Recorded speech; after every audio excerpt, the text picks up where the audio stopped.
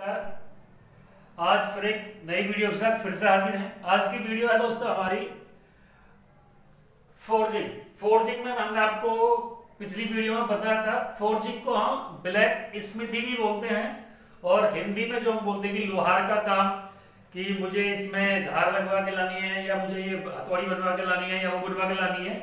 जो रोडों पे भी पड़े रहते हैं वो लोहार जो होते हैं, तो ये फोर्जिंग का काम हमारा लोहार का ही है। फोर्जिंग के काम हम क्या करते हैं दोस्तों, मेटल को इतना गर्म करते हैं कि वो रेड हो जाए। मेटल को इतना गर्म करते हैं कि वो रेड हो जाए और उसके बाद फिर उसको जो है जो भी हमको उसको शेप देनी होती है फिर उस शेप को उसको दे देते हैं। तो कल हमने आपको बताया था कि फोर्जिंग क्या है और फोर्जिंग के अंदर हमने आपको बताया था कि जो ये आपकी हर्थ है या फोर्ज है क्या है, उसके पार्ट्स वगैरह के बारे में बताया था। आज बताने जा रहे हैं दोस्तों हम आपको हैंडी टूल्स, जो हैंडी टूल्स फोर्जिंग के अंदर इस्तेमाल किए जाते हैं उनके बारे में बात करते हैं। These are the following. सबसे पहला होता है दोस्तों एनविल। ये एनविल की शेप दिखा रखी है, इसमें फिगर देखो दोस्तों चालू से ही बने हैं लेकिन फिर भी समझने की कोशिश करना।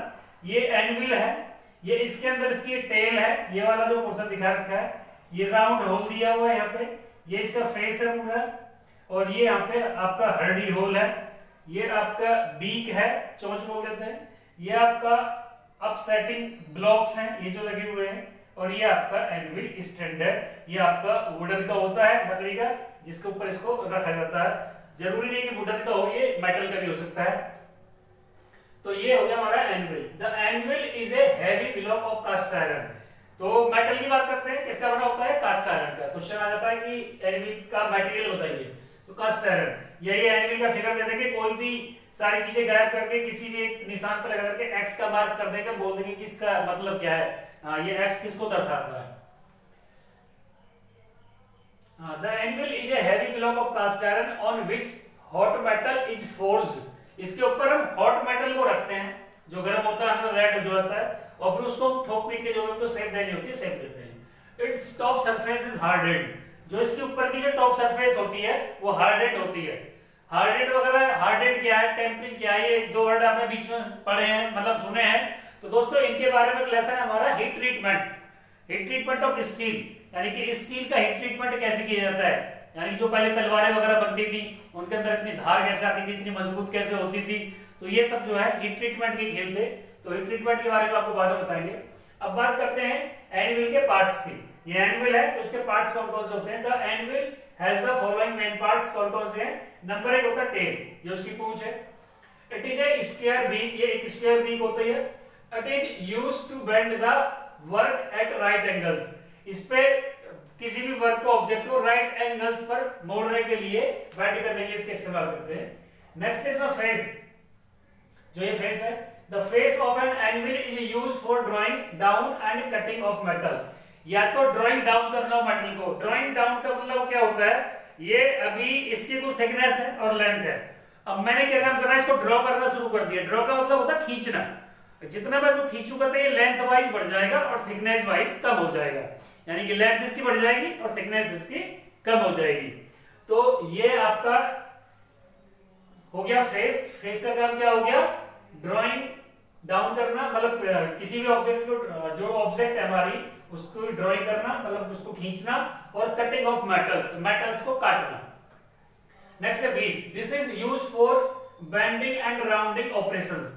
जहां पर बेंडिंग और राउंडिंग ऑपरेशंस की जरूरत पड़ती है तो वहां पर इसकी बीक का इस्तेमाल करते हैं। क्वेश्चन पूछ रहे रहते हैं कि एनविल का कौन सा पार्ट्स है जिसके थ्रू हम राउंडिंग और बेंडिंग ऑपरेशंस करते हैं, तो आंसर होगा बीक।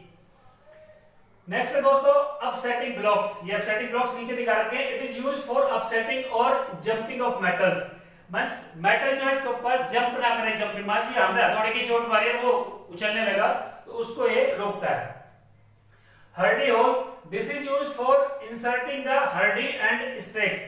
इसके अंदर हर्डी और स्टेक्स इंस्ट्रूमेंट होते हैं, उनको फंसा लेते हैं और उसके बाद में जो है जो काम करना होता है वो करते हैं। नेक्स्ट है राउंड होल।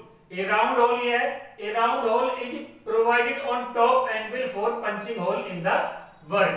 वर्क के अंदर कोई पंच करना है, होल करना है। मान लीजिए कोई ऑब्जेक्ट है और मुझे इसके बीचों बीच एकदम जो यहाँ पे होल करना है, तो क्या करेंगे, इसको पहले ऑब्जेक्ट को इसके पास ले जाएंगे और इस छेद के जो ये होल हो रहा है इसके अलाइन जो है उसमें छेद कर देंगे, होल कर देंगे। नेक्स्ट है एनविल स्टैंड्स। दूसरा राउंड होल क्या होता है, round whole is a provided on the top anvil for punching holes in the work के अंदर होल्स को पंच करने के लिए। नेक्स्ट एनविल स्टैंड, ये जो है नीचे आपका एनविल स्टैंड है। It may be of would और कास्ट आयरन, या तो वुड का हो सकता है लकड़ी का बना हुआ, या फिर किसी कास्ट आयरन ब्लॉक का बना हो सकता है। Ensure that the anvil is rigidly fixed, ये हमको सुनिश्चित कर लेना चाहिए कि जो हमारा एनविल है वो रिजिडली यानी कि सुदृढ़ तरीके से अपनी जगह पर स्थित है, हिल तो डुल तो नहीं रहा, वाइब्रेट तो नहीं कर रहा। On no account should heavy blows be directly hit on the anvil face। एक बात दोस्तों खास करके ध्यान रखनी है, जब हम हथौड़े से इसके ऊपर काम करते हैं, मींस एक हमने बताया था आपको मैलेट, एक बताया था हैमर। मैलेट होता है लकड़ी वाला हथौड़ा और हैमर होता है लोहे वाला जो हथौड़ा होता है, और उस लोहे वाले में भी दो तरह के होते हैं, ठीक है, वो भी बताते हैं आपके इसमें आगे धीरे धीरे आएगा। तो एनविल स्टैंड का मतलब, मान लिया ये मेरे पास एनविल है और मैं इसमें हथौड़े शॉट मार रहा हूं, तो कभी भी उसको ब्लैंक स्ट्राइक नहीं करना चाहिए। ब्लैंक का मतलब खाली हथौड़ा नहीं मारना चाहिए। यदि हम उसकी सरफेस पे खाली हथौड़ा मारेंगे तो उसकी सरफेस जो है डैमेज हो सकती है, स्ट्रेटनेस खत्म हो सकती है।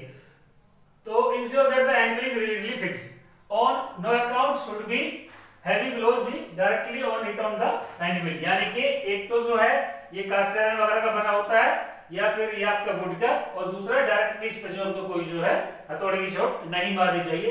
तो दोस्तों ये बात होगी हैंड टूल्स में से भी सबसे पहला कौन सा, एनविल, जो सबसे ज्यादा इसका इस्तेमाल होता है। और एनविल के बाद जो दूसरा इंस्ट्रूमेंट है दोस्तों वो होती है हमारी टंग्स, जिनको सन्यासी बोलते हैं, जिससे गर्म लोहा वगैरह हम पकड़ते हैं, उनका इस्तेमाल दूसरा इसके बाद होता है इस्तेमाल उनका। तीसरी होती है आपकी हैमर्स, हथौड़ी वगैरह, और चौथे स्वेज ब्लॉक वगैरह। तो बात करते हैं टंग्स की। Tongs are used for keeping the metal piece in fire, for heating as well as for gripping and turning the workpiece during forging। मान लिया ये कोई पीस है, मुझे इसमें फोर्जिंग करनी है। अब फोर्जिंग करनी है तो पहले मुझे इसको गर्म करना पड़ेगा।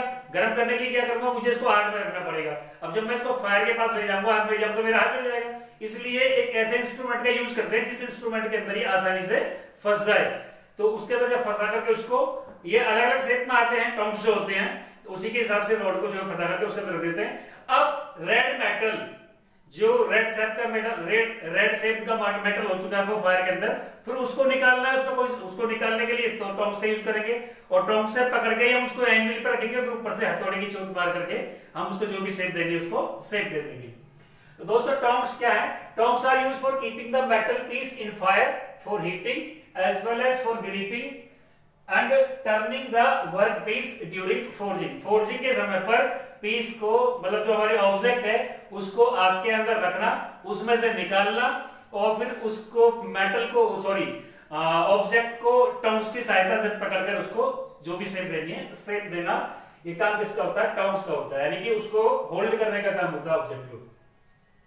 Tongues are of various shapes of holding different types of work. अब जो ये आपकी जो टोंग्स होती हैं ये डिफरेंट टाइप्स की होती हैं, डिपेंड करता है कि वर्क कैसा है। मान लिया रॉड है, या आपका फ्लैट है, या आपका हेक्सागोनल शेप है, ऑक्टागोनल शेप है, कौन सी शेप है, तो उसको किस हिसाब से यूज करते हैं।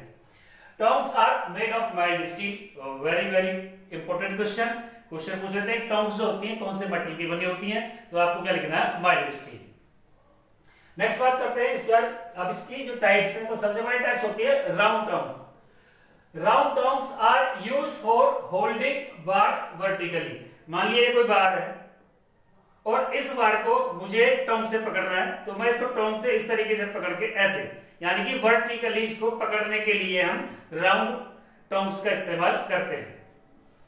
नेक्स्ट है स्क्वायर माउथ टोंग्स, जिसकी स्क्वायर, ये आपका राउंड वाले का क्रॉस सेक्शन है, ये सारे क्रॉस सेक्शन दिखा रखे हैं, आइसोमेट्रिक व्यू नहीं बनाई दोस्तों, तो ये राउंड सेक्शन का हो गया। दूसरा स्क्वायर माउथ टोंग्स, एक ये और एक ये दोनों स्क्वायर माउथ के हैं।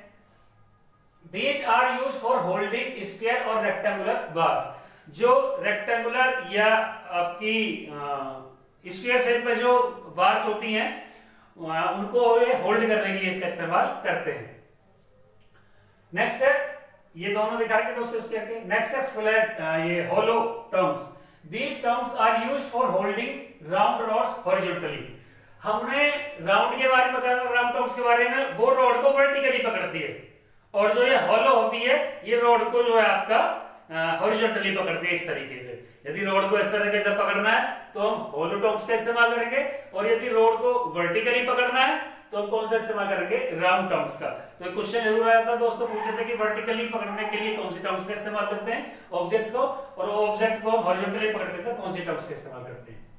ये आपका फिगर है होलो का। नेक्स्ट है आपका फ्लैट टर्म्स। फ्लैट टर्म्स का आपका फिगर ये दिखा रखा है। These are used for holding flat plates bars. जो प्लेट्स फ्लैट होती है, बिल्कुल चपटी, बिल्कुल ऐसी सीधी होती है, जैसे मान ली हमारी बुक होती है, ईंट होती है, इस तरीके से जो होती है, तो हालांकि थिकनेस कम होती है, तो उस तरह की जॉब्स को पकड़ने के लिए हम इसका इस्तेमाल करते हैं फ्रेंड दोस्तों, फ्लैट टर्म्स का। Ensure that the terms are of the right size. ये हमको सुनिश्चित कर लेना चाहिए कि जो टर्म्स जो है वो राइट साइज की हैं या नहीं है। Proper shape and grip, proper shape हो और ग्रिप मजबूत हो। ऐसा ना हो कि मैंने रोड को पकड़ा और जैसे मैंने रोड को उठा के ऊपर ले गया तो रोड निकल के नीचे गिर गया और टर्म्स मेरे हाथ में रह गया, तो उससे एन एक्सीडेंट के केस बन जाते हैं, जिससे जो है आपका मेटल भी ब्रेक हो सकता है और सामने वाले व्यक्ति को, वर्कर को चोट भी लग सकती है। तो इसलिए इंश्योर कर लेना चाहिए कि ग्रिप वगैरह उसकी सही है या नहीं है।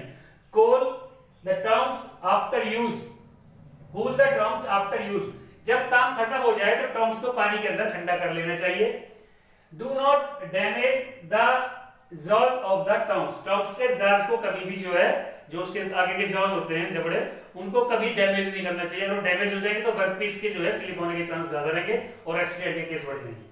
तो दोस्तों ये राउंड है, ये स्क्वायर है, ये होलो है, ये फ्लैट है, ये सारे के सारे जो कट सेक्शन दिखा रखे हैं और सेक्शन दिखा रखे हैं आपके, ये टर्म्स के हैं। यदि टर्म्स को मैं सामने से ऐसे देखूंगा, ये पूरी टर्म्स, ये नहीं कि मैंने टर्म्स ऐसे पकड़ रखी है, टर्म्स को यदि मैं इधर देखूं जिधर से हम ग्रिप को पकड़ते हैं तो एक क्रॉस सेक्शन उसका उधर से दिखा रखा है। नेक्स्ट बात करते हैं दोस्तों थर्ड पार्ट इसके अंदर, hammer.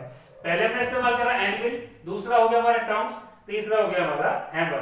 These are two types. अब ये हैमर जो होते हैं दो तरह के होते हैं। एक होते हैं हैंड हैमर, जो हम नॉर्मली घरों में यूज करते हैं, हाथ में लेकर के नॉर्मली काम करते रहते हैं, और दूसरे होते हैं स्लेज हैमर। दोनों का इस्तेमाल कैसे करते हैं ये बताते हैं दोस्तों। These hammers weigh from 1 to 2 kg and are fitted with short wooden handles। ये क्या होते हैं, इनका जो वेट होता है 1 से 2 किलो का होता है, ठीक है दोस्तों, और ये जो है इनके पीछे जो है एक हैंडल लगा होता है लकड़ी का, पकड़ने के लिए उसको हथौड़े को। दूसरा होता है sledge hammers. These hammers vary from 3 to 9 kg in weight, are fitted with long wooden handles। पहले में शॉर्ट वुडन हैंडल्स था, इसमें लॉन्ग वुडन हैंडल्स है। ये 3 किलो से लेकर के 9 किलो तक के वेट में हो सकते हैं, और इनके अंदर जो लकड़ी का जो हैंडल लगा होता है वो काफी बड़ा होता है। These are used for heavy forging work।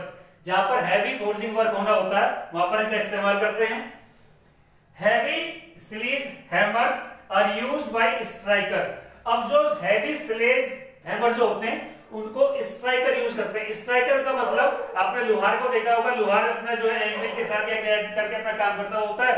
एक हथौड़ी छोटी सी होती है, ऐसे पीछ पकड़ता है, चोट मारता है, सामने वाला व्यक्ति खड़ा होता है, उसके हाथ में बहुत बड़ा हथौड़ा सा होता है और वो लेकर के एक बड़ी जोर से मारता है, उसमें जो है काम शुरू हो जाता है, तो उसको बोलते हैं स्लेज हैमर, जिसको कोई दूसरे व्यक्ति उसको लेकर के काम करता है। नेक्स्ट है दोस्तों स्लेज हैमर हो गया। अब the head of the hammer must be securely wedged to the handle. अब जो उसका हेड है उसके अंदर वेजी जंक्शन होना चाहिए। वेजी जंक्शन का मतलब एक तरफ से चीज तिरछी होती है, जैसे मान लीजिए सीढ़ी बनी हुई है हमारी इस तरह की शेप, एक या बच्चों का जो झूलने वाला जो खेलना क्या जो वो होते हैं टॉयज वगैरह ऊपर से नीचे को फिसलते हैं, फिसलन पट्टी बोलते हैं जिसको, इस तरह की वेजेस होती हैं, तो उसके अंदर वेजी जंक्शन होना चाहिए। नेक्स्ट दोस्तों बात करते हैं हम स्वेज ब्लॉक। ये आपका हैंड हैमर है, ये आपका स्लेज हैमर है और ये आपका स्वेज ब्लॉक है। स्वेज ब्लॉक के अंदर दोस्तों ये कटे हुए ग्रुप्स वगैरह कटे होते हैं, सर्कल के लिए, रेक्टेंगल के लिए, सबके लिए। तो ये काफी बड़ा सा होता है ये ऑब्जेक्ट। इस पर के ऑब्जेक्ट करते क्या काम होता है इसका देखिए जानते हैं। Suez block this can be use for bending, punching, drifting and shaping of the metal during forge. Forging के समय पर इसका क्या काम होता है कि हमको बेंड करना है मेटल को, ऑब्जेक्ट को, या पंच करना है उसके अंदर, या ड्रिफ्टिंग करनी है, या कोई और शेप देनी है मेटल को फोर्जिंग के साथ साथ ही। Various shaped grooves on the sides of the swage block are used for shaping and finishing. The groups around the edges when used with a matching top surface will produce the desired shape. अब इसको object को इसके ऊपर रख देते हैं, जो भी शेप बनाने होते हैं उसी के अकॉर्डिंग हम इसकी शेप को चेंज कर देते हैं। तो दोस्तों ये वीडियो हमारी 4G की होगी, हैंड टूल से रिलेटेड। नेक्स्ट वीडियो में फिर हाजिर होंगे, तब तक के लिए नमस्कार।